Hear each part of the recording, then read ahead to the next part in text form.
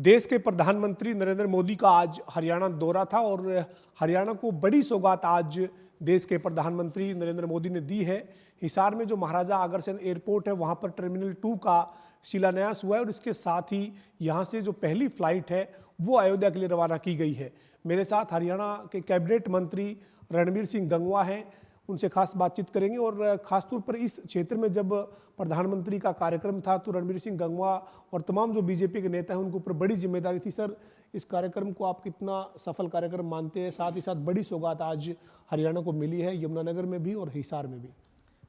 देखिए पवन जी, जहाँ तक सफल की बात है वो तो मुझे कहने की ज़रूरत नहीं, आपने स्वयं देखा होगा।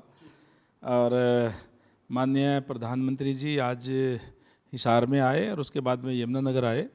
मैं धन्यवाद दूंगा हमारे यशस्वी प्रधानमंत्री जी को कि जिन्होंने एक बहुत बड़ा तोहफा हरियाणा प्रदेश को देने का काम किया है।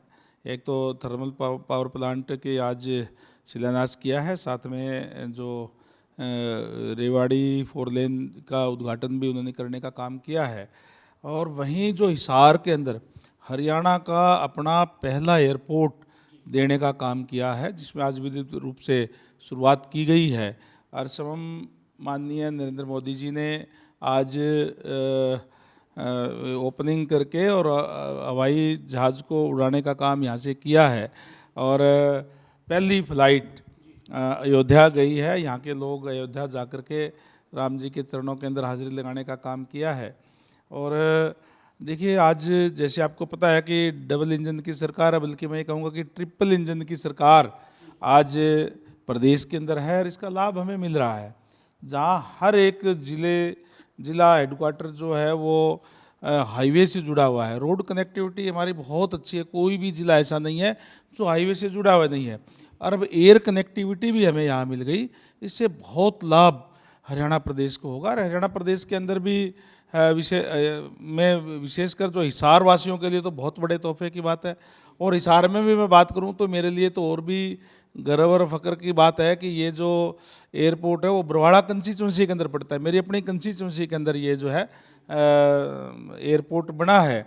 और निश्चित रूप से अब यहाँ से अयोध्या के लिए और अहमदाबाद के लिए, श्रीनगर, दिल्ली, चंडीगढ़, यहाँ से उड़ाने उड़ेंगे। नियमित रूप से लोग इसका लाभ उठाएंगे। इस एयरपोर्ट बनने से यहाँ रोज़गार के नए अवसर पैदा होंगे। रोड एयर कनेक्टिविटी होने से और जो है बड़े बड़े उद्योग और जो है यहाँ आएंगे और युवाओं को रोज़गार मिलेगा। हमारे लिए एक बहुत ही बड़ी बात है कि बाबा साहेब डॉक्टर भीमराव अम्बेडकर जी की जयंती के ऊपर ये प्रोग्राम हुआ है, तो ये हमारे लिए बहुत ही गर्व की बात है और बड़ा तोहफा है हमारे लिए।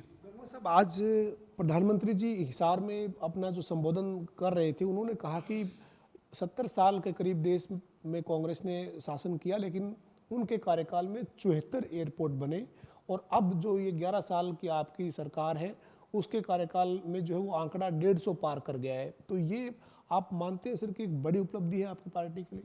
बहुत बड़ी उपलब्धि है। जहाँ एयरपोर्ट की बात करें तो इतने सालों में जो लंबे समय तक कांग्रेस पार्टी ने राज किया और 74 एयरपोर्ट और इन 10 सालों में डबल से भी ज़्यादा हो जाना और बहुत बड़ी बात है। और इसके साथ साथ आप आज अगर पूरे देश के अंदर इस नेशनल हाईवेज का झाड़ बिछा हुआ देखेंगे तो निश्चित रूप से जो इंफ्रास्ट्रक्चर इन 10 सालों के अंदर बना है, और देखिए ये जो रोड कनेक्टिविटी, एयर कनेक्टिविटी बढ़ती है, इससे विकास होता है, डेवलपमेंट जो है बहुत ज़बरदस्त इसमें होती है। इसके साथ साथ रोज़गार के नए साधन जो है वो आते हैं। और सबसे आप देखिए कि बड़ी बात ये है कि लगातार जिस तरीके से जो मिशन आदरणीय नरेंद्र भाई मोदी जी का है कि 2047 तक हम इस देश को विकसित राष्ट्र बनाएंगे। निश्चित रूप से विकसित राष्ट्र की तरफ देश जो वो तेज़ी से बढ़ रहा है। आज हरियाणा का पहला एयरपोर्ट मिला है। ये एयरपोर्ट भी हरियाणा को विकसित हरियाणा बनाने की तरफ से एक बड़ा कदम है। साहब, कांग्रेस के नेता रणदीप सुरजेवाला तो ट्वीट कर रहे हैं, वो तो देश के प्रधानमंत्री नरेंद्र मोदी के हरियाणा के दौरे पर सवाल खड़े कर रहे हैं। कांग्रेस ने आज जो वो निशाना साधा है, जो आपकी ये जिस परियोजना को आप सफलता बता रहे हैं उसको लेकर वो चुटकी ले रहे हैं। वो कह रहे हैं कि रोजगार नहीं है, आज हरियाणा का युवा नशे की गिरफ्त में जा रहे हैं। देखिए, मैं प्रदेश का दुर्भाग्य कहूँगा कि कांग्रेस आज जो है इस तरीके का बयानबाजी देना, जहाँ कांग्रेस पार्टी को इस बात के लिए स्वागत करना चाहिए, जहाँ इस बात के लिए माननीय प्रधानमंत्री जी का धन्यवाद करना चाहिए कि हरियाणा प्रदेश को पहला एयरपोर्ट मिला है। आज पहली फ्लाइट सीधी जो है अहमदाबाद इस अयोध्या के लिए गई है, वहीं वो इस तरीके की सवाल उठाने का काम कर रहे हैं। इसीलिए लोगों ने उनको नकारने का काम किया है। कांग्रेस पार्टी, देखिए आज जो प्रजातंत्र है, प्रजातंत्र के अंदर पक्ष और विपक्ष दोनों अहम होते हैं, दोनों की अपनी अपनी जिम्मेदारियां होती है। जहां सरकार अच्छा काम करे तो उसकी प्रेज करनी चाहिए, जहां सरकार में अगर कोई कमियां हो तो वो भी उजागर करनी चाहिए ताकि उस पर सरकार का ध्यान जाए। लेकिन केवल और केवल विरोध ही करना, ये एक आदत जो है कांग्रेस पार्टी की जो बन गई है। वो सब आपके जो सांसद हैं यहाँ पे कांग्रेस पार्टी के, वो लगातार एयरपोर्ट को लेकर आपको जानकारी है किस तरीके की बयानबाजी करे। तो उनका कहना था कि अगर यहाँ से इंटरनेशनल फ्लाइट कभी उड़ती है तो मैं इस्तीफा दे दूंगा, उसके लिए मैं तैयार हूँ। उन्होंने कहा कि ये केवल जो वो भ्रष्टाचार हुआ है इसके एयरपोर्ट के बनाने के मामले में और धांधली हुई, इस तरीके के आरोप लगाए जा रहे हैं सर। देखिए, और वो आज आए भी नहीं, बुलाए तो थे क्या सर आप लोगों ने, निमंत्रण था सर उनको? देखिए, आपने अगर कल शाम को देखा होगा तो बाकायदा से कुर्सी लगवाई गई, डाइस पे कुर्सी लगवाई गई प्रधानमंत्री जी के बराबर में, क्योंकि यहाँ के लोकल सांसद हैं। हम ओछी राजनीति भारतीय जनता पार्टी या भारतीय जनता पार्टी की सरकार जो है वो नहीं करती। हमने उनको बुलाया भी था, निमंत्रण भी भेजा था, वो नहीं आए। मैं कहता हूँ कि वो माननीय सांसद है यहाँ के, वो सवाल उठाने की बात कर रहे हैं, उनको चाहिए कि आकर के सबसे पहले माननीय प्रधानमंत्री जी का धन्यवाद करें कि उनकी कंस्टिट्यूंसी के अंदर जो है आज यहाँ से एयरपोर्ट की शुरुआत हुई है। लेकिन इस तरीके की गुमराह करने वाले बयान देना कि उन्होंने ये कहा कि 180 करोड़ रुपये, ये रणदीप सुरजेवाला जी ने कहा था 180 करोड़ रुपए दीवार पे खर्च हो गए, जबकि वो तो केवल किसी बात को जानकारी हासिल नहीं करते, फ्रस्ट्रेशन के अंदर जो इस टाइप के बयान, मैं कहता हूँ कि ये लोग जो है सत्ता से बाहर हो गए लगातार और इसीलिए परेशान हो गए ये, इसलिए उन्होंने इस टाइप की बात करना। जो दीवार 20 करोड़ रुपए में बनी है उसको 180 करोड़ रुपए बताना, डिजाइन के मुताबिक बनी है, पिलर दे करके और उसके बीम लगा करके वो डिजाइन में बहुत बढ़िया दीवार बनी है। और इसके साथ साथ जो सांसद महोदय का भी, सुरजेवाला जी का के बयान मैंने देखा मीडिया के माध्यम से, उन्होंने कहा कि पीडब्ल्यूडी को ब्लैक लिस्ट कर दिया गया है। इस तरीके के गलत बयान देना, पीडब्ल्यूडी ने तय समय सीमा के अंदर वहाँ पे जो रनवे बनाने का तैयार किया, रनवे तैयार किया है और बहुत अच्छा रनवे तैयार किया है, उसको पास करने का काम एयरपोर्ट अथॉरिटी ने किया है। हरियाणा एयरपोर्ट अथॉरिटी ने पीडब्ल्यूडी को दिया था, बनाकर शुरुआत की थी, उसके बाद में एयरपोर्ट अथॉरिटी को वो दे दिया गया आज भी, क्योंकि वो डीएलपी पीरियड होता है उसका, वो पीडब्ल्यूडी विभाग उससे कनेक्टेड है और उसके बाद में एयरपोर्ट अथॉरिटी के हवाले ही करना होता है और वो अपना उसका देख रेख करता है, वो आगे की डेवलपमेंट करता है। इस टाइप की गलत बयानबाजी देना, उन्होंने तो ये भी कहा था कि अगर यहाँ से हवाई जहाज उड़ गई तो मैं इस्तीफा दे दूंगा। आज देना इस्तीफा, आज इंटरनेशनल नहीं उड़ी।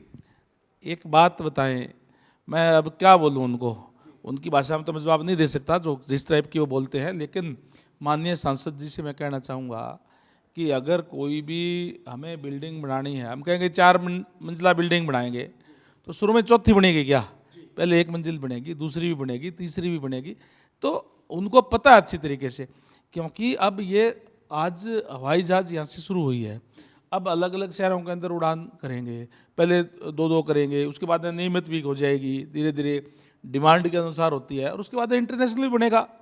लेकिन शुरू के अंदर ही मुझे आप वो बताएं कि कौन सा हवाई अड्डा ऐसा था जो शुरू के अंदर इंटरनेशनल बना हो। उनको जहाँ धन्यवाद करना चाहिए वहीं केवल और केवल विरोध करने का काम कर रहे हैं। प्रदेश की जनता देख रही है। अंतिम सवाल है सर, आज प्रधानमंत्री जी ने हिसार में अपनी जो स्पीच थी, उनका जो संबोधन था, उसमें एक और बात की। उन्होंने कहा कि वक्फ बिल के मामले में उन्होंने कहा कि दलित, गरीब, ओबीसी का जो है वो शोषण कांग्रेस ने किया, वोट लेने के लिए इनका इस्तेमाल किया, कभी इनका हक इनको नहीं दिया। उन्होंने डॉक्टर भीमराव अंबेडकर जी का जिक्र करते हुए कहा कि उनको अपमानित किया गया, संविधान को जो है वो कई बार जो वो तोड़ा गया, इस तरीके की बात उन्होंने की है। तो आपको लगता है सर कि कांग्रेस ने इस तरीके का शासन किया है? सबके सामने है। आज बाबा साहेब डॉक्टर भीमराव अम्बेडकर जी की जयंती है, मैं नमन करता हूँ उनको। और उन्होंने जो संविधान का निर्माण करने का काम किया, संविधान बनाने का काम किया, वो इसलिए किया कि जो अंतिम व्यक्ति तक सरकारी सेवाओं का लाभ पहुँचे। और भारतीय जनता पार्टी भी बाबा साहेब के बताए हुए, पंडित दीनदयाल उपाध्याय के बताए हुए जो मूल मंत्र है अंत्योदय, उस पर कार्य करते हुए आगे कार्य कर रही है।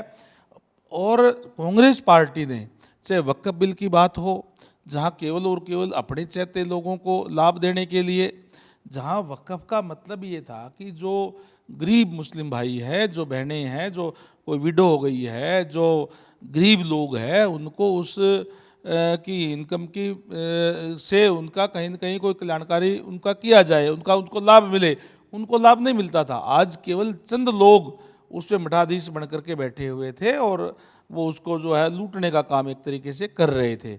जहाँ उस पर बंदिश लगाने का काम किया है, ये आम जो मुस्लिम है उसके हित का कानून माननीय नरेंद्र मोदी जी ने बनाया। केवल ये ही नहीं, पहले भी हमारे मुस्लिम बहनों के लिए जो 3 तलाक जैसी कुरीति थी उसको भी समाप्त करने का काम कानून ला करके हमारी सरकार ने करने का काम किया।